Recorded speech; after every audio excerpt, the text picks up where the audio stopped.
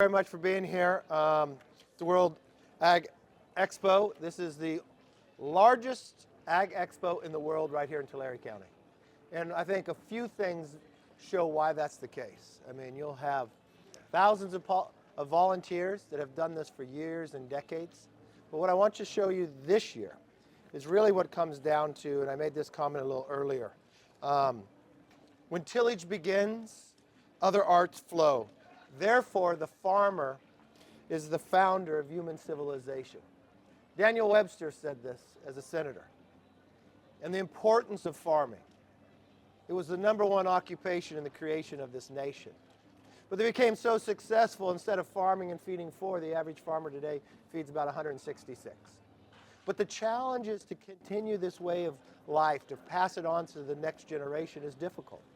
Inflation, the cost of farming. Energy costs continue to rise. But the ability to have water. Now today it's kind of covered, but these covered mountains behind me are snowpacked. That's a good year for the valley. This is the best place in the world, the most fertile land that you can have, that we can feed the world here. The challenge is, when the snow melts, was the storage there to keep the water? As the water comes down through the delta, does it go out to the ocean, or does it come to the Central Valley and Southern California for the population and actually for the land itself so we can grow? The struggles of what we had is not the struggles of human nature. It's actually the struggles of government from Sacramento and Washington that won't make the investment in storage but talk a big game. Where Gavin Newsom will pick fish over people and the allowing of the pumping of the water to come down. Today we have a bipartisan group of 10 members of Congress, starting from the chairman of committee, G.T. Thompson from Pennsylvania, David Valadao, who serves with me in this valley and is a farmer and a dairy farmer himself. He knows the struggles. But we have a number from Tennessee, from North Carolina, from California, on both sides of the aisle. Because once every 5 years, Congress takes up the Farm Bill. So we're not here to tell people what needs to be in it. We're here to listen. So a little later today, we'll have a town hall meeting where we sit to listen to the ag leaders in the world to talk to us about the challenges. We know we need to lower the energy cost. We need to stop the inflation growth that this administration has created. We need to make the investments for the next generation of farmers, because the food safety is very important, not just to America, but to the world. And we've watched that time and again. So today is a day of celebration. We watched the Sound of Freedom fly over from Lemoore, F-18 and F-35. We watched family generations who volunteer here time and again. We've watched the taking the tradition of the past but apply it to the changing future. Well, technology could help us keep up and be the leader in agriculture around the world. That's what this expo will be about, and also about how Congress can serve us better.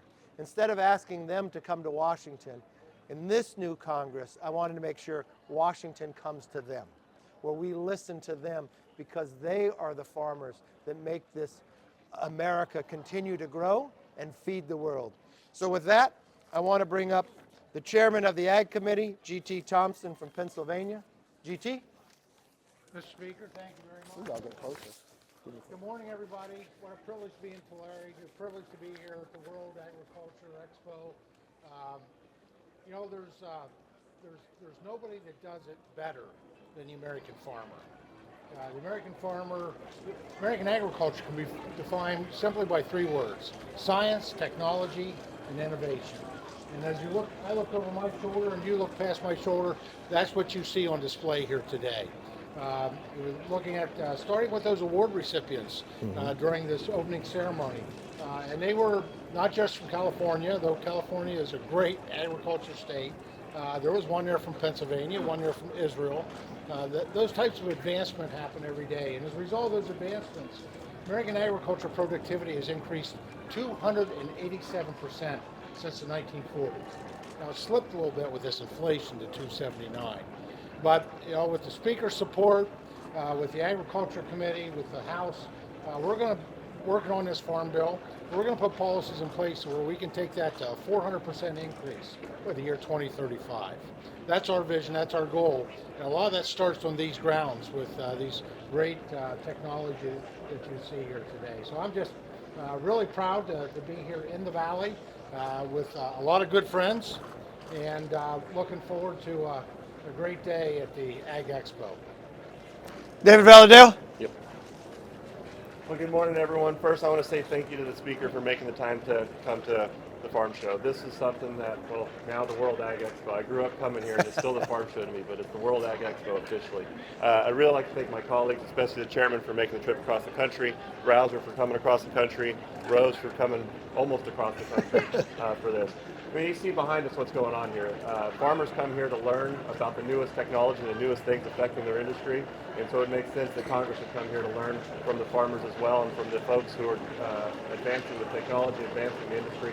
And, and the most important thing is ensuring that a stable food supply. When we look at agriculture, making sure that we produce food here in the United States and produce it safe, healthy, and abundantly so that we can continue to be a secure nation is important. And right here in the Central Valley, this is the breadbasket of the world. We grow almost everything you can think of here in the Valley, from obviously cows and the dairy industry where I'm really close to, but everything from tree nuts to table grapes to garlic to tomatoes. So there's a lot here to learn about, and the fact that we've got this group of members here to be able to learn from the agriculture industry here in the Valley is huge. So I just want to say thank you to everyone for being here. And next we've got Congressman Lamalfa, my good friend from Northern California. And a rice farmer. Good morning. It's really great to be here at Tulare with all my colleagues and friends here. I'm really glad our Ag Committee Chairman, G.T. Thompson, can travel and be out here with us. And I'm really, really excited that our speaker, though still from California, comes from Bakersfield instead of San Francisco. We don't have to explain all this stuff to him. It's already innate to Kevin. So we're going to do well in this with this lineup here. Also, my new colleague, John Duarte, from just up the road here, he's going to bring a wealth of experience firsthand of what government does to you instead of for you in agriculture sometimes. My battle up there is I'm a rice farmer. Our family's been there nearly 90 years in the Butte County area. And it boils down to the water issue. You know, in my backyard, we've done okay, but on the other side of the Sacramento Valley, the first year I can ever remember they didn't have any water. And I know that's been happening to you folks down here a lot for a lot of years. And so it's all a matter of taking advantage of what we have. We have an amazing resource in this state with the water supply, even in drought years. And yet when we're watching it all be flushed out to the ocean, so much, 95%, hundreds of thousands of acre feet. They weren't even running the Delta pumps at full capacity when there's so much water going out. So I'm hoping we can get San Luis Reservoir filled down this way to help the folks in the southern part of the state. Because we're all in this thing together. It's not southern versus north. It's really us versus government and mismanagement of our resources, whether it's water here. I also sit as the chairman of the Ag Committee Forestry Subcommittee, and looking forward to doing a lot of great work there so our forests aren't just burning year after year. My wife, we take our kids down to Hume Lake there, we notice how many dead trees there is in that standing forest out there. California, most of it is a tinderbox. So we're going to do a lot of great work. We have to get our farm bill done this year. We're kind of behind because it hasn't been a strong focus, unfortunately, under previous regime. But we are indeed focused on bringing food back to be the top priority Ag Committee and keeping it on Americans' table, affordable, high quality, not imported, and grown in California. So I'm really pleased to be here. I'm going to turn it over to my new friend, Congressman Duarte, and let him take it away. Thank you. Thank you, Doug. Welcome and thank you for coming out today. It is an absolute honor to have our Speaker of the House from the Valley, Kevin McCarthy, here with us, G.T. Thompson, our Ag Committee Chair, and I couldn't be more honored to serve with him. Take a look around you. Some would say a wise creator put the largest watershed in the world right off the coast of the largest precipitation bank in the world, the Pacific Ocean. And below those beautiful resources lies the biggest, most fertile valley in the world, right here in the San Joaquin Valley. And look what sprung up. the agricultural innovation center of the world, right here in the San Joaquin Valley. The breadbasket, the fruit bowl, the salad bowl of the world, right here, right here. Don't let our water woes be contextualized as fish versus humans. The data's in. We've depleted our aquifers. We've destroyed our farms. We've left America hungry without out of control inflation. The fish are dead. The Delta smelt are dead. The data's in. The salmon haven't recovered for all our efforts. But we've destroyed abundance. We've destroyed affordability. We've destroyed hundreds of thousands of acres of irrigated landscapes throughout California, urban and rural. We've caused record levels of pediatric respiratory health issues in the South Valley as we've caused a dust bowl. The water woes of California today are not the cause of an imbalance of fish versus humans. They are the cause of an anti-human environmental establishment that will push working families to the edge of privation, destroy abundance, destroy affordability, and that is the story I hope you will take back to the public. It's a story they need to understand. We're not drilling American oil, we're not getting water on the farms, we're not controlling the high cost of living, and we are hurting working families throughout the Valley and throughout America. And that's why I ran for Congress. It's very simple. We are going to restore abundance, and we're going to restore affordability, and we're going to establish a pro-human governance of America. Thank you very much. I would like to now introduce my good friend, Congressman Rose. Come on up, sir. Good morning. You know, every day American farmers, ranchers, and foresters work hard, often from dawn until dusk. And the fruits of their labors is the most affordable, abundant, safest supply of food and fiber in the history of the world. We're here today to hear from the farmers right here in the Central Valley about the issues that they face as they try to go about their business of producing that bounty of food and fiber that feed us all in much of the world. I'm heartened to hear this morning already, meeting with a few of the farmers here, that just like back in Middle Tennessee, farming in the Central Valley is a family business. And I am proud, as an 8th generation farmer in Tennessee and a former commissioner of agriculture in my state, to be here with two great leaders, Speaker McCarthy and Chairman G.T. Thompson, to find out how we continue this great American tradition of producing this bounty for ourselves and for the world. Thank you. It's a pleasure to be here. It's my now pleasure to introduce Congressman David Rouser. Thank you, John. Yeah. Well, it's great to be here with you. My name is David Rouser. I represent southeastern North Carolina.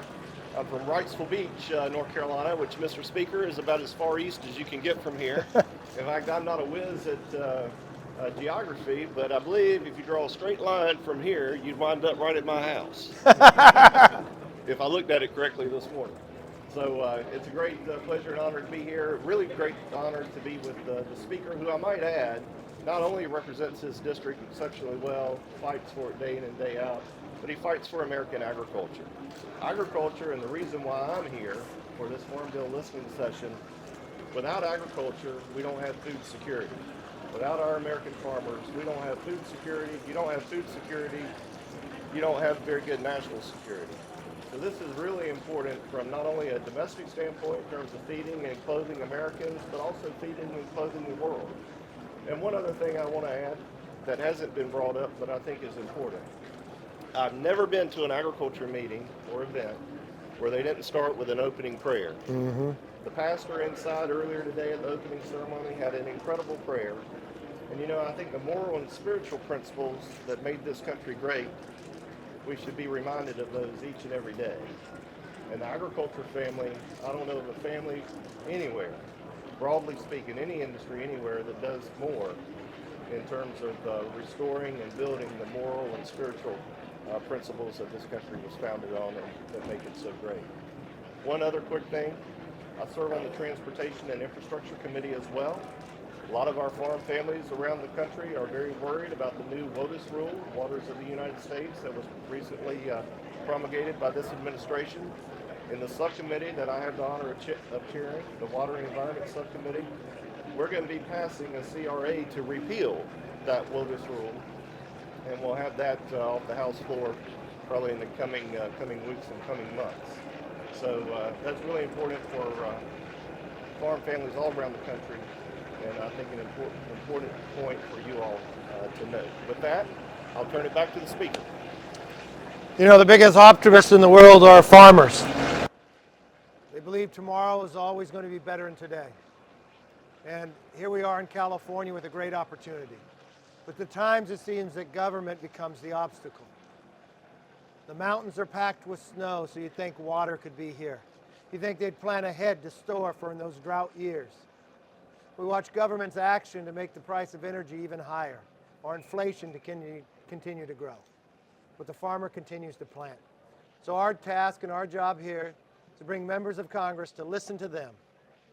So yes, we can make America energy independent again. We could provide the storage so we could store the water in the wet years. So we can provide the resources to be able to plant, to have the food for the future that's safe and secure. And yes, we can lower the price of inflation so we can make sure the family can actually afford the food. We watch today the struggles of families. Eggs used to be just cheap protein. Now it becomes almost a delicacy. We watch the price of milk rise and others. We want to make sure food is abundant, affordable, and that the farmer is there for the next generation to hand it off. That's our quest and goal today. With that, we can take some questions or comments. Yes, ma'am. What must be done in order to have some sort of immigration reform happening this year? The first has to be done. You have to secure the border before you have any immigration reform. What's happened in this administration by opening up our borders has broken down society. We've watched that just in the short time frame of this year, the number of people that have been caught that are on the terrorist watch list is greater than the entire time of the last administration. We've watched that it breaks down society where America is the most giving when it comes to immigration. More than 1 million people a year become American citizens, and we want to continue that because that's how all of us got here. But the idea that you're cutting in line, the idea of just breaking down society is going to hurt us. So the first thing we have to do is secure our borders, and this administration has broken that. So once we're able to secure it, I think we can move forward with immigration reform. Will you move a farm bill this year, and will it have Democratic support? Yes, yes. GT, you want to verify that? He asked if we're going to move a farm bill this year and have Democrat support as well. I said yes. Yes and yes. Okay, yes, ma'am. Mr. Speaker, SNAP or CalFREP as it is here is a big part of the Farm Bill. A few House Republicans have proposed placing work requirements for SNAP beneficiaries. Is that something that you would be open to, reforming SNAP in this new Farm Bill? I'd love to hear from both of you. Yeah. Want to take a picture? Well, one of the things, maybe we all suffer from this condition when we're first elected. In fact, in any new job, you don't know what you don't know. The fact is, for decades, we've had employment and career and technical education component to the SNAP benefits. And I think it's under Title IV, which is the SNAP title, and I think it's a wonderful part because, you know, people that need the nutritional assistance that we make available through SNAP, not just SNAP, but quite frankly, support for food banks and food pantries and fresh fruits and vegetables.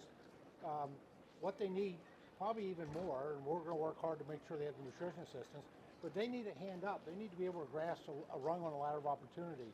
And that's where the employment and career and technical education component of the SNAP program is. And so it's already there.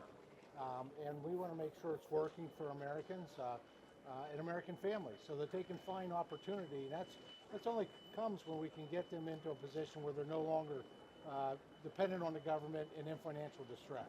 There are more jobs open and available today than probably any time in history. So we've really proud of the Farm Bill and specifically all parts of it, all titles.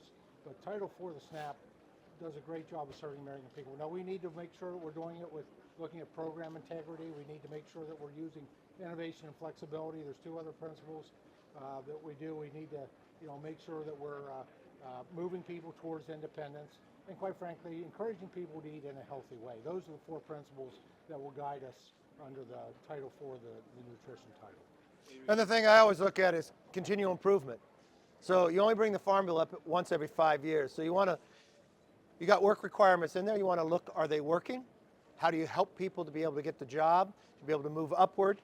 We've watched time and again in American history when those have applied, even in welfare reform and others, it benefited people. It put more people to work. It put less people on welfare as well. And people want to have help. We want to provide that. Yes.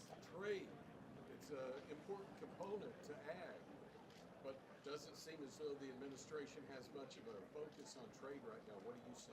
I know, I see this administration not a focus on trade, but almost focus on challenges to harm our farmer, picking one form of energy over another and raising, raising the cost of energy on all Americans. I've watched them, their wild spending bring inflation and others, which makes more challenges. What we want to have is we want to have fair trade. America's opened up our shelves for competition. Other countries should open up their shelves so our products can go over there. I believe if you have a fair agreement, America will always win. Our farmers are innovative. The quality of our product is better.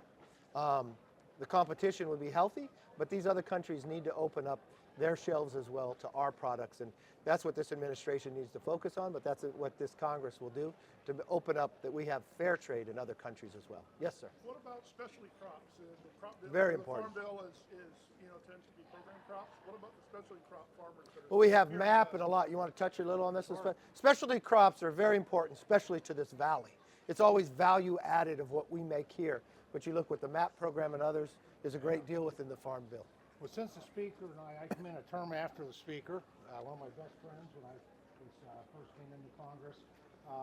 Since we came in, we've done the 2014 Farm Bill, we've done the 2018 Farm Bill. And they've been good farm bills for specialty crops. And this really is like the specialty crop epicenter of the world. It is amazing the number of crops that are grown here in the different purposes, not just food. And so we've done, I think, a good job in 14 and 18, and we're going to continue to recognize the value and the importance of specialty crops as we look at, some of the things in the different titles, whether it be certainly research is incredibly important, risk management, crop insurance, very important. So no, we're not going to forget the valley. Speaker's not going to let me do that when it comes to specialty crops. A very important part of our agriculture commodities. And look, in the valley, specialty crops are most important. So when you look at the Farm Bill, the funding to make sure you take care of disease that can wipe out products as well, the ability to open up more trade, the ability to match funding that farmers provide to advertise opening up as well. I think all this in research and development. This is what always keeps us ahead. And when you think of agriculture, maybe one of our first industries, but it's ever changing. That research and development changes what the future holds and also makes America competitive around the world. Think about what we grow here, our grapes, our nuts, and others. We're abundant in that. We could feed everybody in America, but this is the products that those around the world crave the most. And that's what's very helpful. So the more barriers we knock down, the ability to knock down any future diseases, the research and development that we found, even that's gone further into grapes and others, has provided a great deal for this valley. And just as we look at constant improvement, we'll look at areas that specialty crops need. And that's why, if you think of anything, look at the number of members who are here, who come from different parts of America and different style of ag, but they're here at this farm show, not to tell people what will be in the ag bill, but to listen what needs to be in the Farm Bill. That tells you much about what specialty crops will get. Yes, ma'am. Speaker McCarthy, Workforce Modernization Act got stuck and failed to pass into the Senate during the lame duck session. Is there any talk about including that into the Farm Bill or any status on it passing this year? You want to take up anything? Sure. Well, obviously, agricultural workforce is really important. It is not, though, unfortunately, under the jurisdiction of the Agriculture Committee. That is, it's under the Judiciary Committee. Farmers do need certainty. They need certainty in the workforce. Without certainty in workforce, you have food insecurity. Without food insecurity, you have national insecurity. And so we certainly, the Agriculture Committee members, have a vested interest. Now, I agree with the Speaker. We've got to make sure, we've got to stop, close it. We've got to close the border. We need to control the border. Probably the better word. And we don't have that right now.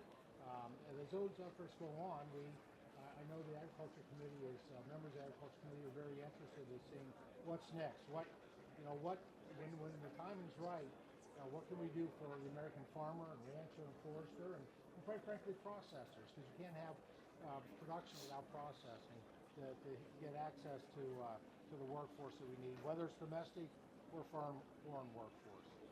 So is there any talk about it being included? It would include in the Farm Bill, but it's always a capability we'll have the discussion. Look, later this week on Thursday, I'll be in Tucson, Arizona, taking a number of freshman members to try to solve this problem, to secure our border.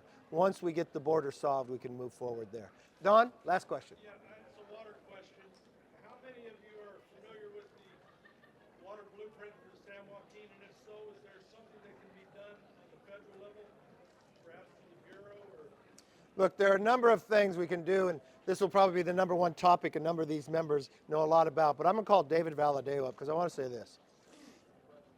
In, was it 2016 when we were able to work with Feinstein? Look, we've done a number of different pieces of legislation. So when this year would come, when the snowpack was on the mountains, we could be able to store this water for future years. David's been a leader in this. We got Dianne Feinstein to join with us. One of the first times in more than a quarter of a century was water legislation able to pass. We were able to get a new biological opinion so we could pump. You know the only struggles that stopped us, even though they changed the federal government, was Gavin Newsom. So here we are in a moment of time that we're abundant in water, that we know drought will come again. But will we be prepared for it? No, based upon him fighting when Republicans and Democrats actually came together to be able to plan for a future. And one of the major leaders in that has been David Valadao, so I want to give him an opportunity to answer this as well. Thank you, Mr. Speaker. So, I mean, this is kind of the coolest part about this whole deal. I brought speakers in the past to the Valley to talk about water, talk about ag, but Kevin lives here too, and so he's been a part of this fight for a number of years. And I think the only bill that you're a co-sponsor of in Congress right now is my water bill. Exactly. So he's very much focused on this, and I'm pretty excited to have his support on that bill. But specific to your question, yeah, I met with some of the guys last week. I spent a couple hours with them on Saturday to look over some of the proposals. I think there's some really good ideas out there, but they've got to spend a little more time getting more members familiar with it, not just myself. But there's some great ideas on how we can move water through the Delta safely and in an environmentally friendly way that I think can function. But it's got to play out a little bit, and I think there's some research opportunities that they're going to ask for. But once we have a formal request, we'll move forward on that. Look, Thanks. We have to solve the Delta. Water has to be able to flow through it. People have to come together. Otherwise, we watch it just go to the ocean, get wasted in the process. And we know where the population is. We know where the ag farm is. We can make this happen. We just need people to come together.